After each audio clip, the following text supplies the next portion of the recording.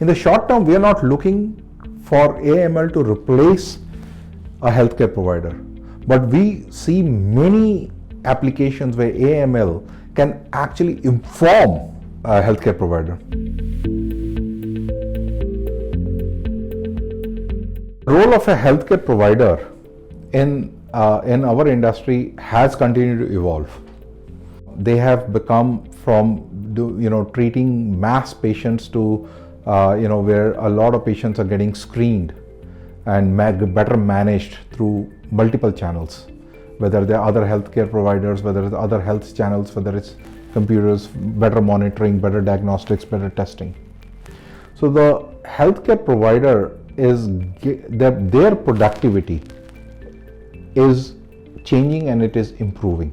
With AI/ML, their ability to make decisions will actually change as well. So in the short term, we are not looking for AI/ML to replace a healthcare provider, but we see many applications where AI/ML can actually inform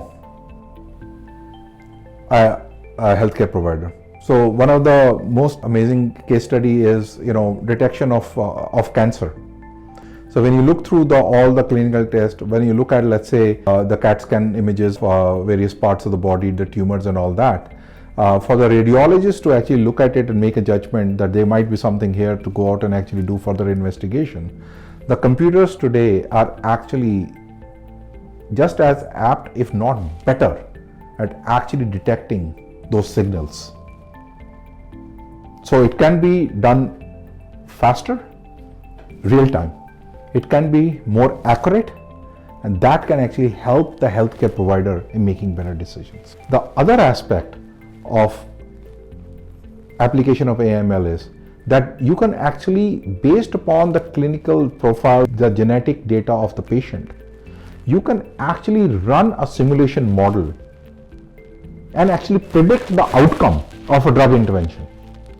And by the way, some of the other areas where this is going to have an impact is going to be how products in the future might actually get approved without running a clinical trial.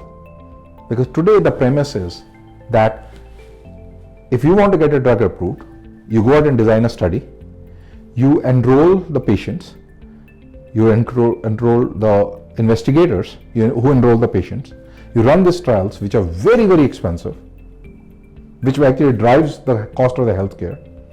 And then you come to a point and you say whether this has worked or not. Today, there is very little that is done about aggregation of all this clinical trial and all this data.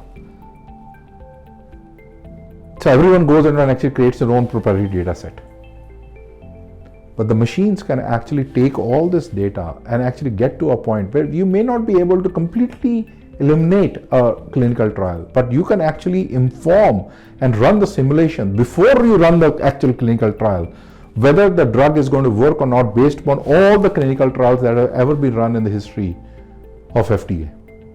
That is another application of automation and AI/ML.